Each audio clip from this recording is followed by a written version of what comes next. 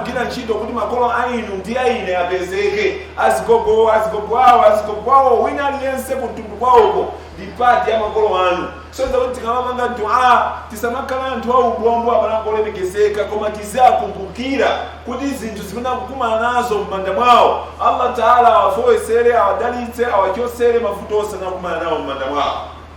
Koma funso kumati ndi angati anapeza nthawi kuwapempherera abale awo amene anasogola kumanda kwa Allah subhanahu wa ta'ala. Wallahi ndoche akutuza mtumiki Muhammadin sallallahu alayhi wasallam, akutuza kuti chani tikafuna kupempha tizipempha janna, ndipo janna yake osati janna wamba ayi, koma jannatul firdaus. Tikafuna kupempha tizipempha Allah kweni za janna yake osati wamba, koma janna hapa katikati pamwamba kwambiri, highest level ya kujanna imene imachula kuti jannatul firdaus. Tizipempha Allah subhanahu wa ta'ala chocho. Koma inutini ababatati tifusidwe kuti wabwera wina wake wamakobili yake atifunsa kuti kodi inu tatiuzeni patiko la pansi chimemma chifuna kwambiri ndi chani, kapena chimemma funa mumpemphe kwambiri Allah ndi chani. Tikaona kuti choyambirira ndikufuna kuti ineyo ndizakhala munthu ochuka kwambiri, wina aliyense asandiziwe. Ndikufuna chinanso kuti ndizakhale ndi azikazi okongola kwambiri, wina aliyense asaziwe zimenezo. Ndikufuna kuti mabusiness yanga azachuke kwambiri, wina aliyense kuna kulikonse azadziwe inu ndine kulankhula choncho. Ndikufuna ana anga azaphunzira, azakhale maprofesa, azakhale anthu oziwika kwambiri. Ndikufuna kuti chipani zakhale chipani changa. Ndikufuna kuti zokha za dunia. Pamene masahaba china masogoza mtumiki Muhammadin sallallahu alayhi wasallam amasogoza kumpempha Allah subhanahu wa ta'ala janna. Inu abalango lemepeseka mukudziwa bwino kuti dua yanu ndi dua yapempherera makolo anu palibe chimene chimalesa pakati pa mukapempherera ngati anthu ngati amenewo. Chifukwa dua ndi ngati imene malumikiza bridge yona kuti muolokere mbali inayo, mumalankhulana direct ndi Allah subhanahu wa ta'ala. Kaya mumpempha Allah nchichewa, kaya mumpempha Allah nchiyawo, kaya muchisena, kaya muchiyankhulo chanji, koma dua ineyi yonse mungapangeyo ndi mukulumikiza na direct ndi Allah subhanahu wa ta'ala. Koma ndi angati amene timapeza nthawi, amene amapeza nthawi kupempha Allah subhanahu wa ta'ala moziyeretsa, pakuti akangopanga salamu alaikum wa rahmatullah, salamu alaikum wa tonse kuthamangira pachisiku kupatizana pamene pachi. Ngati tapeza mwayi oti tipange dua ndiyo tumangopempherera za timu yathu yambira kuti siku ina izimu ina kwambiri. Koma kuyiwala Allah subhanahu wa ta'ala, kuyiwala janna imene inu ndine, janna ikutidikira makomo ake oti tikalowe. Zopempha zake ndifuna basi ndikhale ndi doctorate, ndifuna ndikhale ndi masters, ndikhale ndi mashopu ochuka kwa basi. Tikuyiwala kuna kuti zafika tsiku limene tizabwerera kwa Allah subhanahu wa ta'ala. Wallahi mapepala onsewo, macertificate anu onsewo, madigiri mulina wacha, kaya mulina wangati, kaya mulina magalimoto angati, akazi anu aja, ana anu aja, abale anu aja, azinzanu aja, wallahi muzazisiya china chilichonse. Tizazisiya zina zilizonse ndikubwerera kwa Allah subhanahu wa ta'ala. Choka yankha chake ndi zintchito zathu zimene takhala tili kupanga. Ndiye china chimene chingakampangisa munthu kukalowa ku janna mwaubwino ndiye ndikulemekeza makolo ake, kuwamvera makolo ake pa dziko lapansi. Allah ta'ala munthu otere akampangisa kuti akalowe bwino ku janna ya Allah subhanahu wa ta'ala.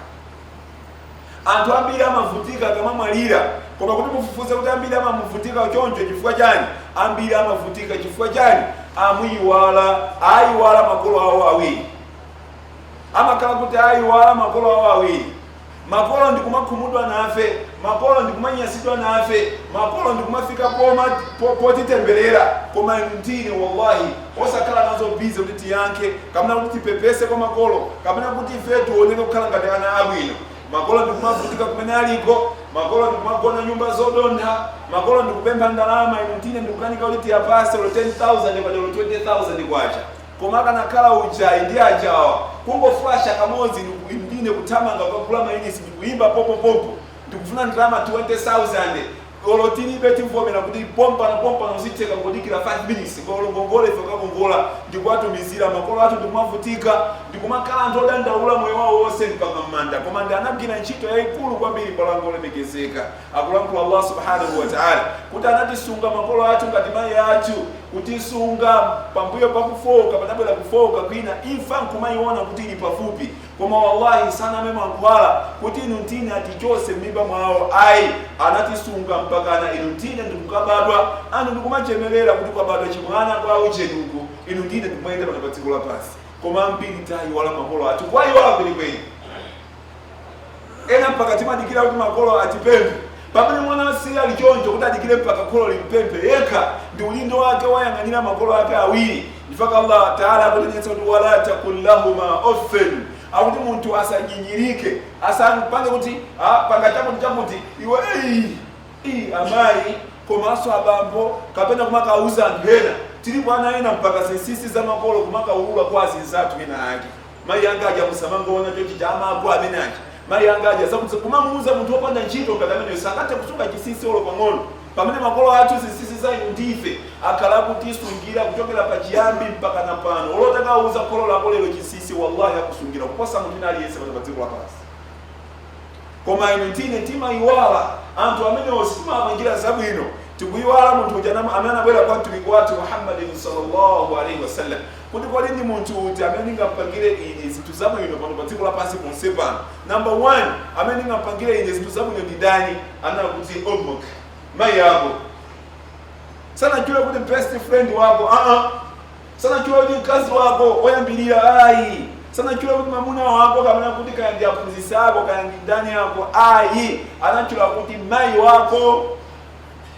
Mundu janafunsaso kwa mtumiki wathu Muhammadin sallallahu alaihi wasallam, nanga kachikena ndingapangireso zabwino ndani? Ananenanso kachikena kuna kuti mayi yako. Ndiye munthu janafunsaso kachitatu, nanga chabwino kachitatu ndingapangireso zabwino ndani? Mtumiki Muhammadin sallallahu alaihi wasallam anayankha kuti mayi yako. Kena kwatafunsa kachifolo pamene mtumiki wathu Muhammadin sallallahu alaihi wasallam anakuti babu wako. Soza kuti makolo ndofunikira kwambiri mbalo wangu olemekezeka, amene uti alemekeze tiamvere ngati tifuna tikalowe kujanna kwa Allah subhanahu wa ta'ala. Chifukwa amene akutiwuzira kuti aljanna kana kuti janna ili pansi pa mapazi amakolo athu awiri. Sizonama ndizoona. Choncho abalangu olemekezeka a-Islam kukumbusana kumene kuna kuti zimetakati kupanga mbuyo zicha. Ngati makolo athu anamwalira intine asakutisangalalira, wallahi zikuyeneka kuna kuti ifeyo intine tisintike moyo wathu ndipo tibwerere kwa Allah subhanahu wa ta'ala. Ndipo timpempha Allah subhanahu wa ta'ala chikhululuko pompano kuti Allah ta'ala atilumikize kwambiri kwa anthu amene achi. Choncho mukulemekeza makolo amene ukanapita kale kumanda kayalipo kali kuti amene wakufunika kuwalemekeza kwambiri. Ndiye munthu wa mayi kamene munthu wa mkazi nthawi zambiri amaoneka ngati osafunikira kwambiri kwa anthu ena. Pamene mtumiki wathu Muhammadin sallallahu alaihi wasallam anachita kuwauza anthu kuti khairukum li ahli, kuti munthu wabwino kwambiri kwa inuyo, munthu wabwino kwambiri mwa inuyo ndi munthu amene amakhala bwino ndi akazi ake kapena kuti banja lake, family yake amakhala nayo bwino. Koma inu mtine munthu kuti atilankhule ichi kani mkazi wathu ndiye titakazika ndi kofi kugwesa pansi, kuyiwalanso kuti mkazi wathu amene timamfuna munjira zambiri. Abwere mwana wathu amene kumenya sizinaoneke, kukwapula kumene kosakhala bwino kucha. Pamene mtumiki wathu Muhammad sallallahu alaihi wasallam akutiwuza kuna kuti munthu wabwino kwambiri ndi wabwino kwambiri kwa anthu ake. Ndipo mtumiki anapitiriza ku hadithi imwapendo kuna kuti ndipo ine ndine wabwino kwa family yake. Pamene mtina anthu ambiri kuti tifike m'manyumba mwathu timakita kuoneka ngati kuti ena akucha kutipasa mayina osakhala bwino. Satana, shaitani, ibilisu, njerekezi, Lucifer kumakhala ifeyo. Anthu amacheza ife ngofika anthu onse wako. Ife kumasichemerera kumwapemba sikuenda bwino sinde onse wira. Ayi balango lemekezeka. Anthu aja ndi athu ngati takwatira zikaziwo nditi tinako ndatabweresa makomo. Olo tifune olo tisafune. Anatuuza mtumiki wathu olemekezeka Muhammadin sallallahu alaihi wasallam kuna kuti chani? Kuna kuti azikaziwo alingati ntiti yopindika. Mukalimbana naye kuti mwapange ngati mwamuna sizingateke mungochola ntitiyo mungochola. Tsoza ujiwo ndi akazi nditu mpaka siku la kiyama. Iniyo ndinu amuna nditu mpaka siku la kiyama. Mukuyenika pakale kumfese sana nditu mukuyenika mudziwe kuti ndi munthu wamkazi. Wamkazi soneso adziwe kuti ndi munthu wamuna. faibu azikazi ena nao amafunika so akaleso in charge mafamily mabanja akaleso malida naoso mwina foda kupesa drama zambiri kapena kuda kusuona kuti naoso alipa status ya mwamba kapena family yao ndio chuka ndafuna so ala mulembe kale kaza mamuna wa ameni pale Kiislamu situ kutuza jonjo ai ulida anampasa muntu wa muna kwa masudi foda muntu wa muna anapasa do ulida ndeta singomenya muntu wa kazi ai fantu migwatu Muhammad sallallahu alaihi wasallam amataka kuya kwambiri amagisa chito kansuwaji kansuwaji kaga ngono babasi kumenyera kusonga kansuwaji babe kanga kugweteke yomuti koma ino ndine ndati zipakira kuti kugwesa ndimbama kukazi ka muntu pansi tumazi chemerera kuti ife sifa twamasewira ai balango lekezeka solution kati esimatandiza akakalana akazolowera kuti amamenyedwa wallahi mwana hotelo samo babina kuligonsi ndipo amazolowera kadimenya babo kanizatira pompo sanamvera mpaka likali kwa mwana wakamulangiza ndipo akamba kusatira sunna ya mtume watu Muhammad sallallahu alaihi wasallam zima kala zikuzabuno kwambiri chonjo abalango lekezeka katika ulenga mahadithi ambili mongaso hadithi nayo mtume watu Muhammad sallallahu alaihi wasallam imene kutuuza kunena kuti muntu amene anga kwanise kulera bwino ana yake atatu akazi ndikwalera pa dini ya Allah subhanahu wa ta'ala. Hadithi ina kunena kuti anawo atakala awiri yenyewe ndiyo kuti muntu amene yoyo ndi yake ni janna. Akalera bwino pa dini ndikwasiya bwino pa dini ndikupanga zoti waja mpaka na moyo wao kale wa dini. Muntu amene mtumiki watu Muhammad sallallahu alaihi wasallam anampasa guarantee kuti yake ni janna.